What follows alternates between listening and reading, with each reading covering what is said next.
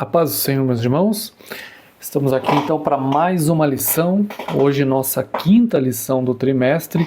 Hoje nós vamos tratar sobre a alma, a natureza imaterial do ser humano.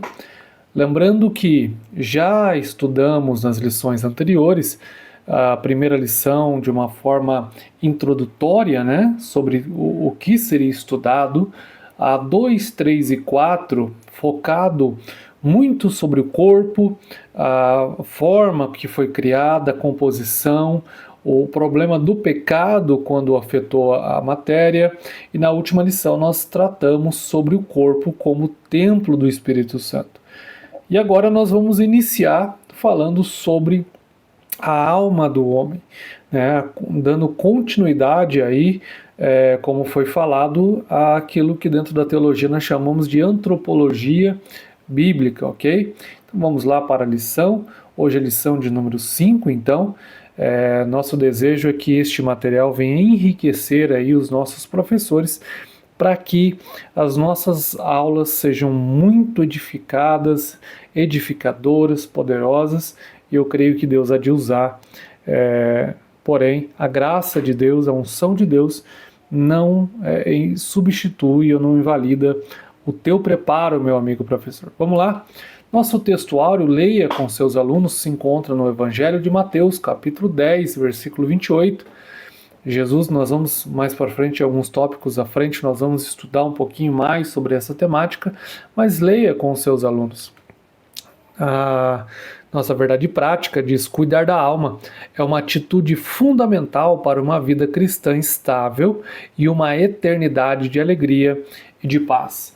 Então a nossa verdade prática, uma verdade aplicável é que o cuidado, a atitude fundamental para uma vida cristã é estável, ou seja, o cuidado para a nossa alma, o cuidado, assim como temos que ter no nosso corpo, assim também temos que ter para a nossa alma, e isso vai trazer para nós uma estabilidade, ok? Aqui, e uma eternidade de paz e alegria. Os objetivos dessa lição, e foque muito bem isso, caro professor, que, primeiro, fazer os alunos compreenderem que a alma é a sede das emoções, da razão e da vontade. Em segundo lugar, demonstrar aos alunos com base bíblica que a alma é uma parte imaterial e imortal do ser humano, capacitando-os a refutar visões materialistas, tá? Então, nosso desejo é trazer uma base aos alunos para que eles reconheçam toda a natureza materialista ou doutrina materialista, e eles têm uma base agora doutrinária, bíblica, para refutar essas ideias. E em terceiro lugar, conscientizar os alunos da necessidade de cultivar uma alma saudável por meio da oração, da meditação da palavra de Deus e de hábitos santos, ok? Introdução, vamos lá então? Na primeira lição, apresentamos um conceito preliminar da alma, demonstrando seu lugar na tríplice constituição do homem. Então, como nós lembramos no início dessa lição, lá na primeira lição, a gente entrou na composição de corpo, alma e espírito, e a gente começou a tratar sobre algo já dessa natureza, ok? E hoje, os próximos de hoje e as próximas duas à frente, nós vamos tratar especificamente da alma de uma forma abrangendo mais a ideia, abrangendo mais e mostrando a base bíblica para nós, para que nós entendamos a importância que é nós nos conscientizarmos sobre a importância da alma. Vimos que, junto do espírito e inseparável dele, a alma compõe a parte imaterial ou espiritual do ser humano, que o torna uma pessoa criado à imagem de Deus. E quando nós falamos sobre a imagem de Deus, nós estamos falando de emoções, razão, vontade e consciência, ok? E aqui eu já dou uma pincelada em algo que nós trazemos dentro da teologia, que é os atributos comunicáveis. O que são atributos comunicáveis? São atributos do próprio Deus, que na criação ele transmitiu ao ser humano. Dentro da teologia, nós temos os atributos incomunicáveis e os atributos comunicáveis. O que são atributos incomunicáveis? São atributos do próprio Deus que ele não passou para ninguém. Nosso Deus é onipresente, onipresença ele não passou para ninguém. Nosso Deus é onipotente, onipotência ele não passou para ninguém. São atributos que são somente dele. Porém, existem atributos em Deus que na criação ele vai passar ao ser humano. E nós vamos ver muito destes atributos voltado agora a essa composição da alma, que quando nós entramos nas emoções, na razão, na consciência e na vontade, nós vamos ver muito desses atributos. Lembrando, não vou entrar em pormenores, porque este é somente um subsídio, mas lembrando que o pecado desfigurou, não desfez, ok? Ele desfigurou aqui os atributos, porém, o Espírito Santo, através da graça, ele vem trazendo restauração para esses atributos. Nesta lição, buscaremos nos aprofundar no conceito e distinção da alma, estudando seus atributos e sua importância no relacionamento com Deus e com o próximo. Então, o que a alma tem a ver com o nosso relacionamento com Deus, com o nosso relacionamento com o próximo? O que a alma tem a ver com isso? Nós vamos descobrir aqui que através dos sentimentos, do raciocínio e da vontade, isso se liga diretamente na alma, ok? Nosso tópico 1, nós vamos falar sobre atributos da alma. Sobre tópico 1, primeiro, para a gente entender melhor, de volta ao Gênesis. A parte imaterial do ser humano é o que mais o diferencia dos animais, como bem evidenciado na criação. O homem é um ser pessoal, criado à imagem de Deus, com autoconsciência e autodeterminação. Então, essa parte imaterial do ser humano, ela que difere-nos dos animais, por exemplo. Ela que difere-nos a composição do ser humano. Nós não somos criados simplesmente uma matéria.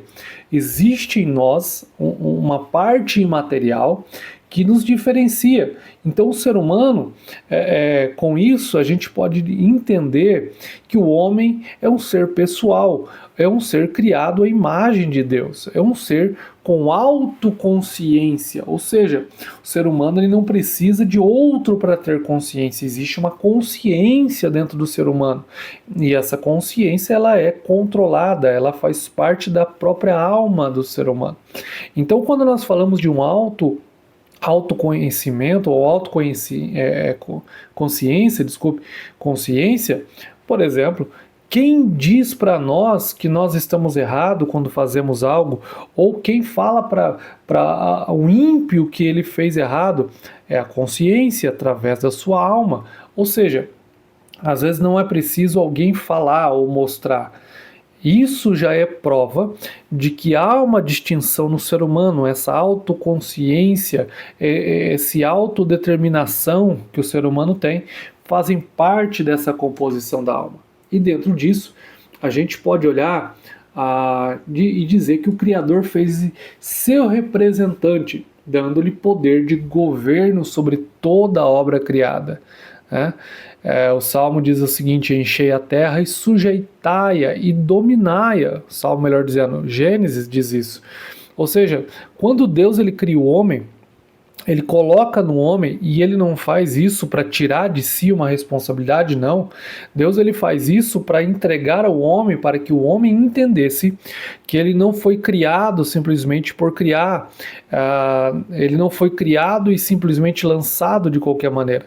Deus cria e diz, olha, enchei a terra e sujeitai e dominai, já para mostrar para o homem que dentro da sua composição existe algo que o iria capacitar para que ele sujeitasse a terra e dominai.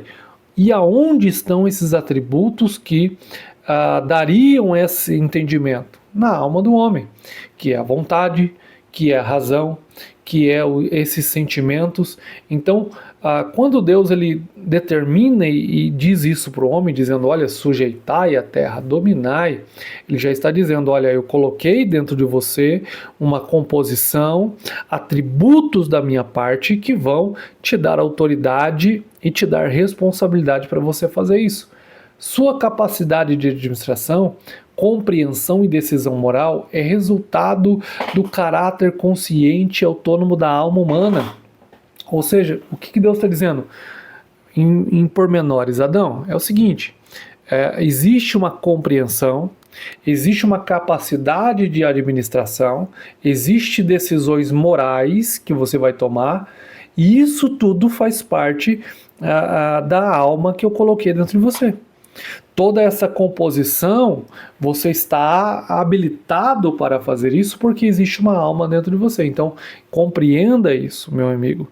Deixe isso claro aos seus alunos, que Deus ele deu essa capacidade ao homem e isso vem da nossa alma. Isso é exemplificado originalmente na aptidão de lavrar e guardar o jardim, discernir entre o certo e o errado e fazer escolhas e dar nomes aos animais. Então Deus ele vai dar várias ordens ao homem para mostrar para ele que Deus o havia colocado e uma predominância nele para que ele tivesse total liberdade, total responsabilidade e ele viesse a cuidar do jardim, viesse a cuidar da sua esposa, viesse a dar nomes aos animais, viesse a discernir, e a árvore no centro do jardim já é o motivo dele discernir entre o bem e o mal, entender isso. A gente sabe que houve o erro, existe a escolha errada, porém Deus ele habilitou na alma do homem todas essas composições para que ele entendesse que todo esse governo deve partir e Deus deu isso para o ser humano, ok? A parte afetiva do homem é demonstrada na afirmação divina da necessidade de uma companheira e na expressão de satisfação de Adão ao receber Eva, que alguns eruditos consideram ser a primeira composição poética da história humana. Então, nós vamos ver dentro disso toda essa composição, desde o jardim, desde a dominância no jardim, desde o colocar nome nos animais, desde dominar os animais, desde cuidar do jardim, e agora desde a parte afetiva dessa necessidade de ter alguém do lado para compartilhar, nós vamos ver nessa composição a alma do homem ser demonstrada ao homem, ser demonstrada para a gente que a alma existe composição e que essa composição agora está dando autoridade ao homem através da consciência, através da vontade, através da razão e agora através dos sentimentos e emoções que derivam também da alma, como já diziam os gregos, né? A alma é a sede das emoções. Então, dentro de tudo isso, nós já vamos ver as características da alma sendo reveladas já no Gênesis, já em Adão. Subtópico 1.2, entre o espírito e o corpo. Então, qual que é o subtópico 1.2? Lembra lá da primeira aula que nós falamos? Corpo, alma e espírito. Então a alma está no meio e a gente vai entender isso agora. A alma do homem é uma personalidade ou distintivo pessoal. Seus três principais atributos são emoção ou sentimento, razão ou intelecto e volição ou vontade. Então, dentro de todos os componentes e características da alma, a gente pode dizer que os três principais pilares da alma estão aqui: emoção, razão e vontade. Emoção, todo sentimento, toda parte emotiva, todas as emoções que são eclodidas no homem, eles vêm através da alma. Razão, aquela voz da razão, aquele sentimento de razão. Então, razão e vontade, aquele princípio que é aquela voz ativa que vem até o corpo para que o corpo comece uma ação. Toda ação feita no corpo, ela veio da vontade da alma. ok? Então entenda bem isso, deixe muito bem claro aos seus alunos. Toda ação, estou mexendo minha mão porque houve uma vontade dentro da minha alma. Então, essa vontade, ela parte para a ação uma vez que é disparada nela. É, portanto, a sede dos afetos, raciocínio, impulsos, desejos e decisões. O ser humano emprega esses atributos em sua comunicação com Deus e com o mundo físico, principalmente seus semelhantes. Então, dentro dessa composição, a gente pode dizer que toda ação que é levada pelo corpo, seja na comunicação, seja nas decisões, seja na palavras, seja em atitudes, toda essa ação vem da vontade da alma. Então, é um misto eles trabalharem junto aqui, lembrando do corpo, alma e espírito, que a alma está no meio. A alma ela vai mandar uma mensagem ao corpo e o corpo vai responder através da ação. Então, dentro desses atributos, nós podemos dizer que a alma ela tem esses impulsos, desejos e decisões. Para ter comunhão com Deus, a alma serve-se do espírito. Para comunicar-se com o próximo, o veículo são o corpo e seus órgãos sensoriais, como a pele, olhos, ouvidos e nariz. Então, veja a importância aqui da alma, isso aqui é muito interessante. Preste atenção nisso e saiba trazer de uma forma simples ao seu aluno.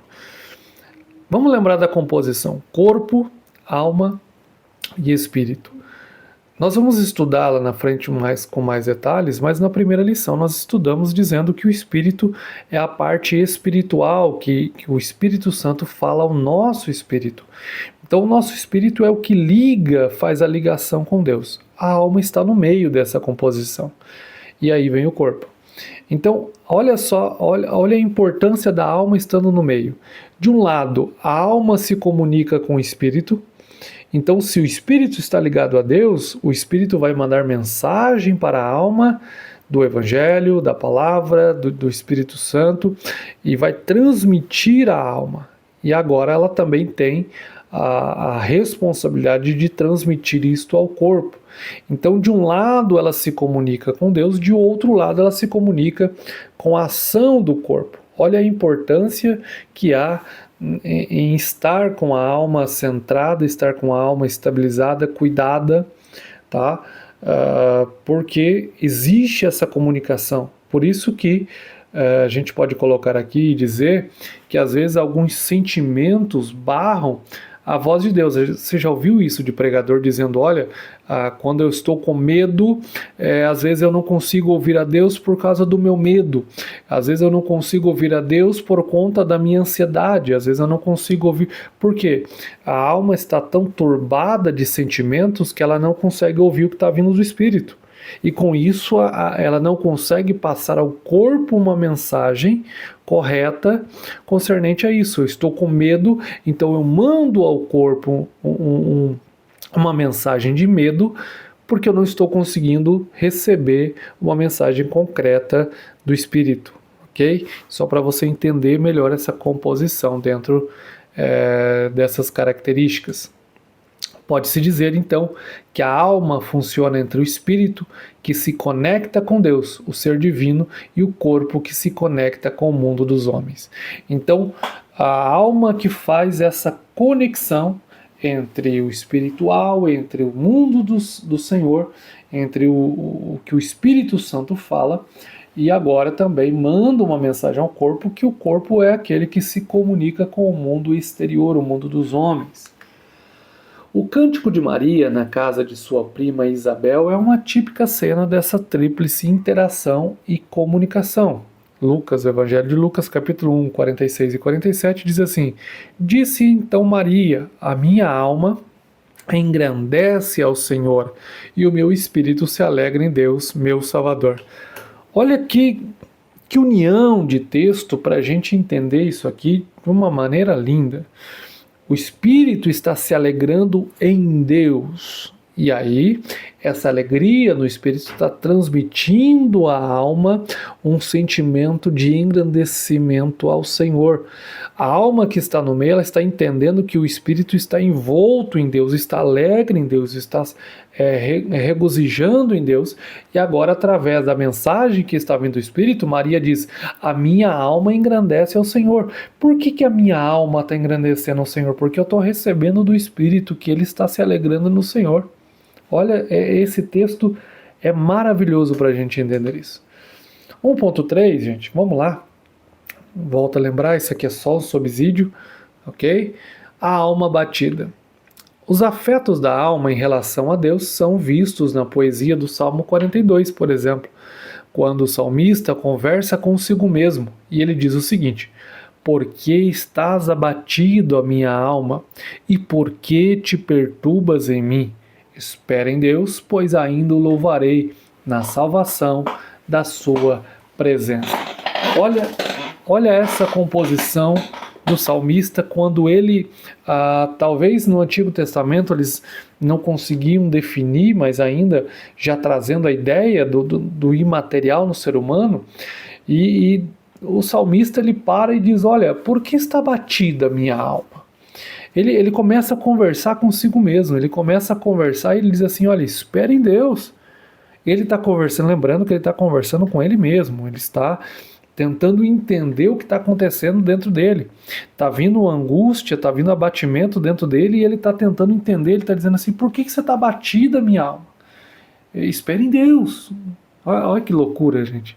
Parece até uma loucura dizer isso, mas é isso exatamente o que o salmista está dizendo e está entendendo. Ele está dizendo, olhando para ele mesmo, dizendo assim: existe uma luta dentro de mim que a mensagem do Espírito não está passando à minha alma. E com isso o negócio aqui dentro está abatida. Então por que estás abatida, minha alma? Espera em Deus. Espera em Deus. Ainda o louvarei. É isso. O contexto indica que o autor experimentava aflição espiritual e alguma crise em sua comunhão com Deus. Por isso sua alma estava entristecida e suspirava, dizendo: a minha alma tem sede de Deus, do Deus vivo. Quando entrarei e me apresentarei ante a face de Deus? É isso que o salmista estava dizendo. Ele estava entendendo que existia uma luta e por mais que talvez ele não conseguisse compreender de uma forma mais profunda, ele sabia que dentro dele existia uma luta, agora existia um conflito, e é exatamente aqui que a gente precisa parar e aplicar um pouquinho para nós e entender quantas vezes a nossa alma ela não está abatida dentro da gente e a gente não consegue ouvir a mensagem do Espírito, e a gente não consegue ouvir a voz de Deus. A gente não consegue ouvir o que Deus está dizendo. Então, às vezes, é preciso a gente aprender com o salmista e começar a olhar para dentro de nós e dizer: por que está batida a minha alma? Espera em Deus. Espera em Deus. Nós ainda vamos louvar ao Senhor. Ou seja, o que o salmista está dizendo, se a gente fosse tentar simplificar aqui o que o salmista está dizendo, ele está dizendo mais ou menos o seguinte: deixe a mensagem do Espírito passar por você e aquietar você, para que nós três aí, corpo, alma e espírito, estejamos tranquilos e alegres em Deus. O Salmo 84, verso 2, também ilustra essa função da alma, assim como o Salmo 51, no qual Davi fala da sua tristeza e do anseio por um espírito reto, voluntário e renovado, o que devolveria alegria à integridade de seu ser. Lembramos que o salmista, no Salmo 51, Davi escreve quando ele está fazendo uma nova aliança com Deus, a gente entrando no contexto do Salmo 51. Salmo 51 é o salmo que Davi escreve, é o primeiro salmo que Davi escreve após ter caído em pecado com Batseba e após ser confrontado pelo profeta. É o primeiro salmo que ele escreve após o pecado, ok?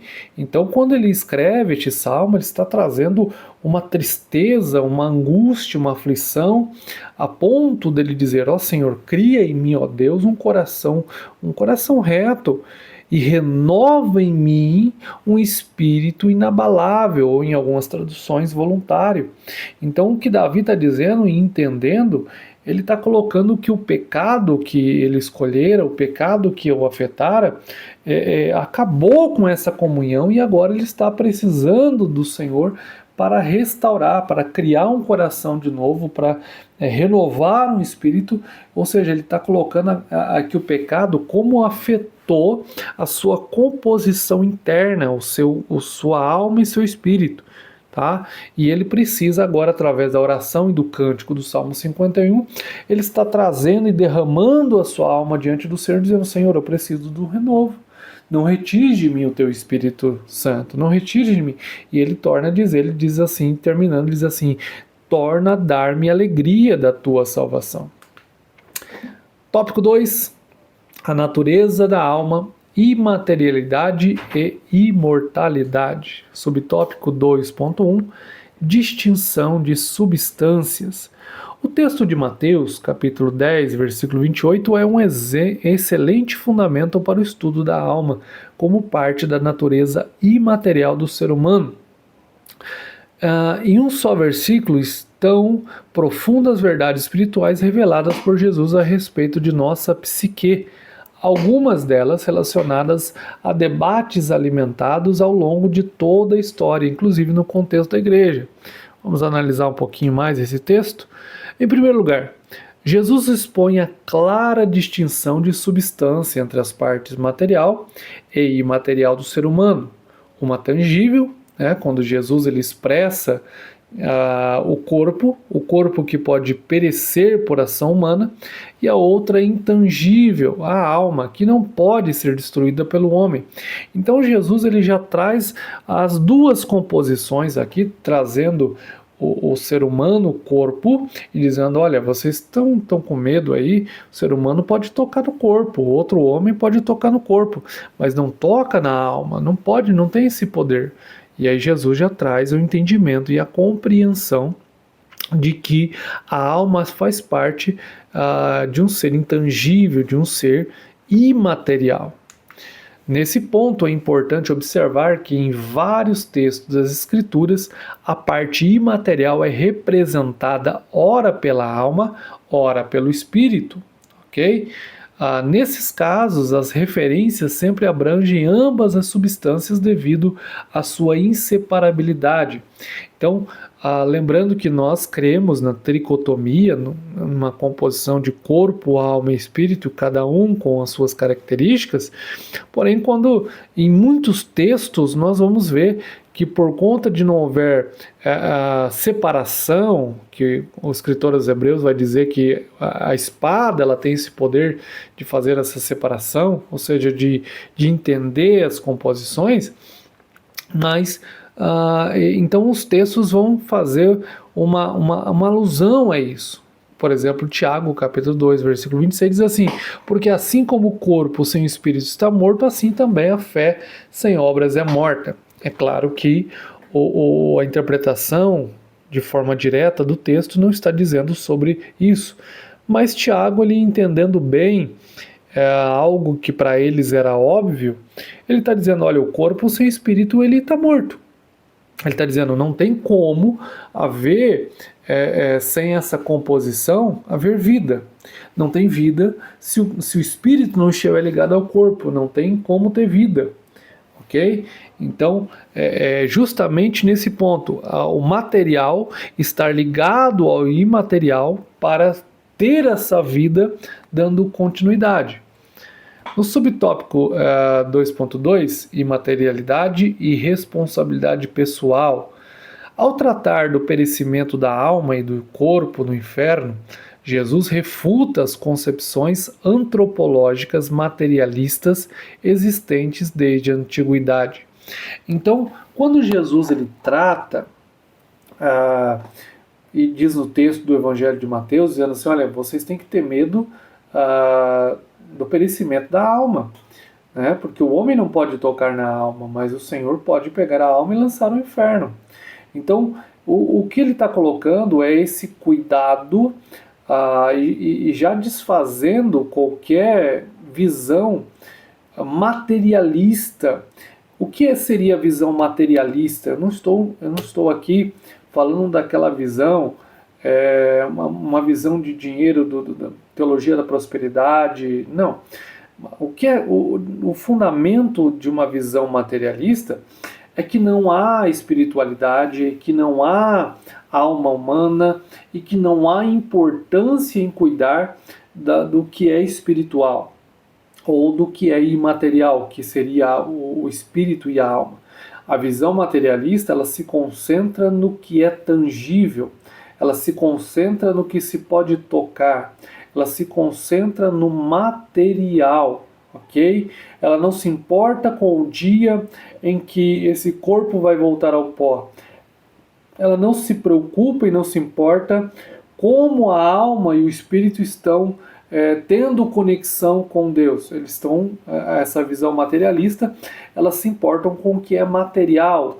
Então, a mensagem de Jesus já é clara, e claro que ela não leva ao extremo de rejeitar qualquer tipo de ação no corpo, mas sim o que Jesus ele ensina é que é necessário ter um equilíbrio entre corpo, alma e espírito.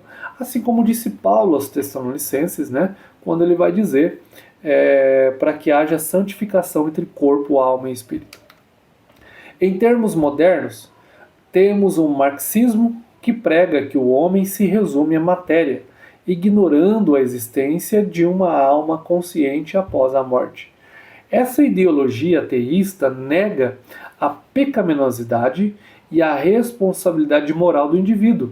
Considera que o mal é estrutural, que a culpa é da sociedade e que as pessoas individualmente são vítimas de estruturas opressoras. Então o marxismo, é claro que precisaríamos de mais tempo para abordar, mas de uma forma simples, a base do marxismo, quando a gente coloca numa visão bíblica, ela é uma visão ateísta, ou seja, ela nega a existência de Deus, ela diz que não há essa questão de pecaminosidade, não há essa questão de decisões que levam ao pecado, logo também rejeita o pecado original e a doutrina do pecado original, negam a responsabilidade moral do indivíduo, ou seja, essa questão moral ela é de cada um, eles não dizem que há uma universalidade, é de cada um.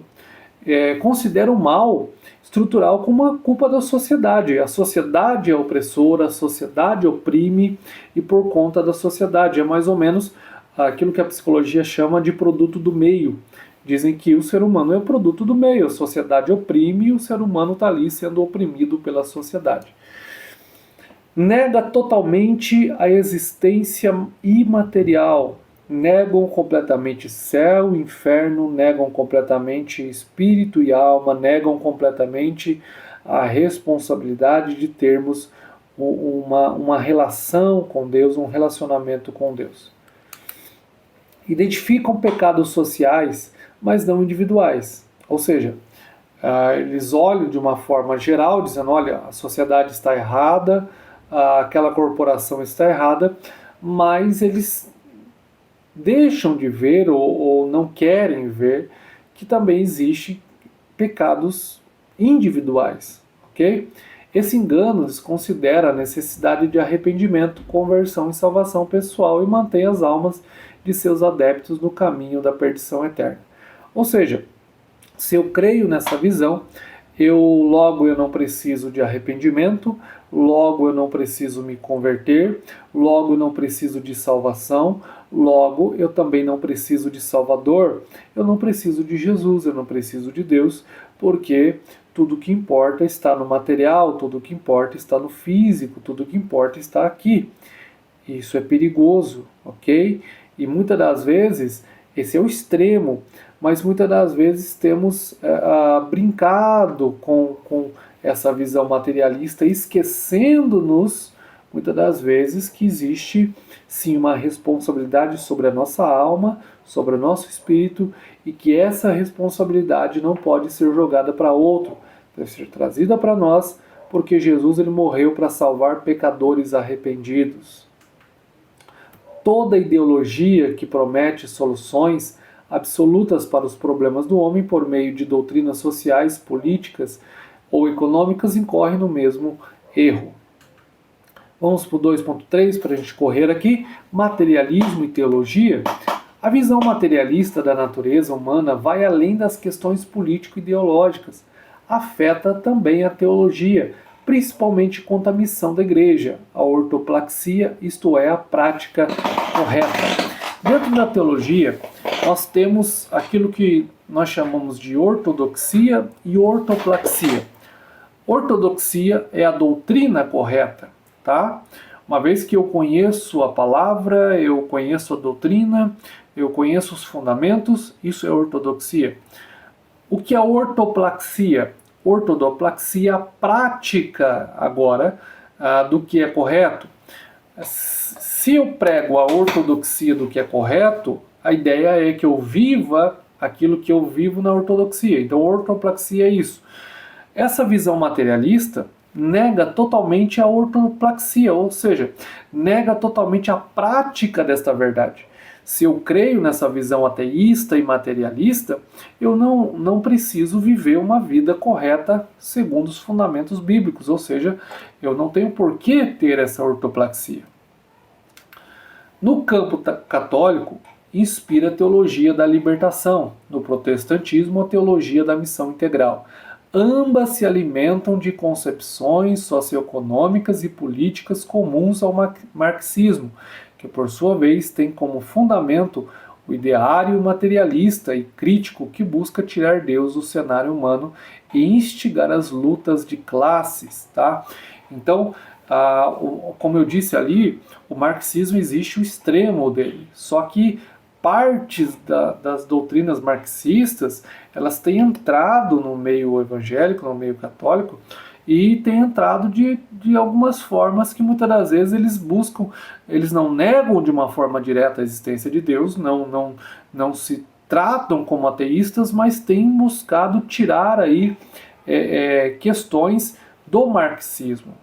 Nós precisaríamos de uma aula para abranger um pouco mais sobre isso, mas o cuidado, gente, é o seguinte, para a gente resumir o que está dentro da aula de hoje. Deixe bem claro isso aos seus alunos. Toda a doutrina, todo o foco, todo o ensino que nega a responsabilidade do cuidado da alma e do espírito, nega a responsabilidade com o que é espiritual, cuidado com esse tipo de ensino, cuidado com esse tipo de doutrina. Todo extremo ele é perigoso. Aquilo que eu espiritualizo demais é perigoso, mas aquilo que eu começo a tirar a espiritualidade também é perigoso. Cuidado. Toda negação da condição pecaminosa do homem é, no mínimo, um ateísmo prático, independente de viés que assuma. Ou seja, toda linha de pensamento, toda corrente teológica, todo que prega que o homem, a negação do pecado, a negação do homem pecador, a negação do pecado original, a negação da influência do pecado, cuidado, lembrando que todo extremo é perigoso. Algumas correntes teológicas contemporâneas reinterpretaram as Escrituras com base em vertentes da teologia da libertação e compartilham do mesmo campo de distorção e confusão espiritual, conflitam com a sã doutrina que é essencial para a salvação da alma. Tópico 3, rapidamente aqui, alma renovada e submissa a Deus. Subtópico 3.1, edificação e saúde. A estabilidade de nossa vida cristã e nosso destino eterno dependem de como cuidamos da nossa alma. A oração é um meio eficaz para nos livrar da ansiedade, um transtorno de dimensão global. Paulo vai dizer aos Filipenses: não estejais inquietos por coisa alguma, antes as vossas petições sejam em tudo conhecidas diante de Deus pela oração e súplicas com ações de graças. Abro um parênteses aqui, eu não estou espiritualizando, dizendo que o simples ato, às vezes, não estou colocando assim, de eu sentir ansiedade ou levar alguma questão psicológica, Não estou banalizando ou diminuindo a sua importância. Se necessário for, procure ajuda. Só que o que Paulo está dizendo é, para a gente entender dentro desta aula de hoje, uma vez que a alma esteja conturbada, os sentimentos, a emoção, a vontade, a razão, elas estejam conturbadas e não há uma comunicação correta do espírito para o corpo, porque depende da alma, isso pode prejudicar e trazer este ânimo de ansiedade. Então, a oração ela é um ponto positivo para aquietar. O salmista nos mostrou isso. Por que estás abatido, a minha alma? Deus nos dá a sua paz e protege nossas emoções e pensamentos e nos guia no caminho de sua vontade.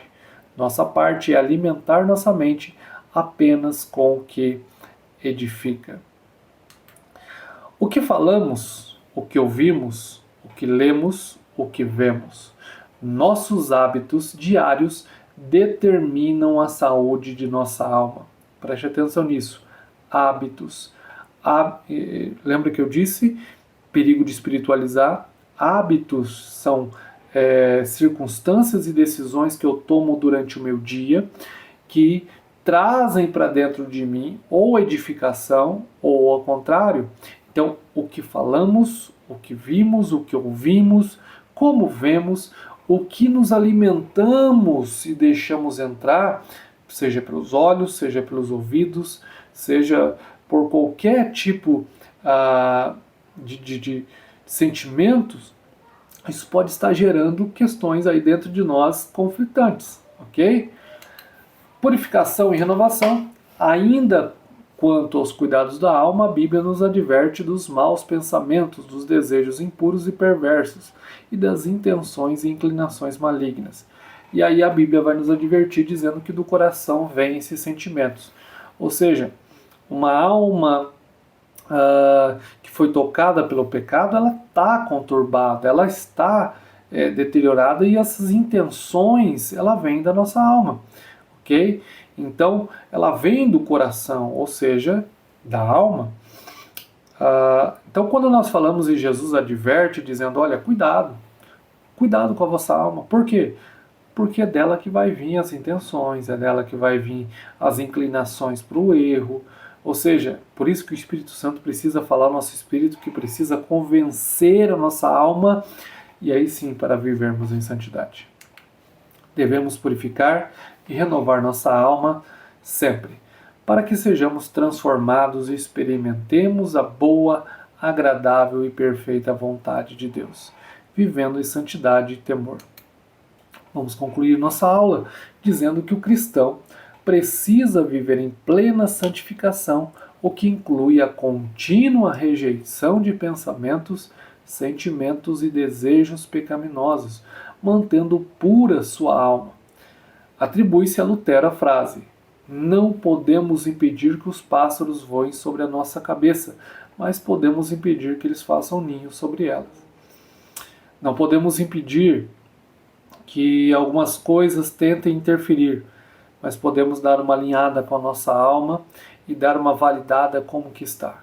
Então essa primeira lição sobre a alma de forma direta nos instrui a cuidar da nossa alma, a entender o porquê que muitas das vezes estamos não conseguindo ouvir ao Senhor porque ela está conturbada, e aprendendo com o salmista que podemos sim alinhar com ela e dizer: por que está abatida a minha alma?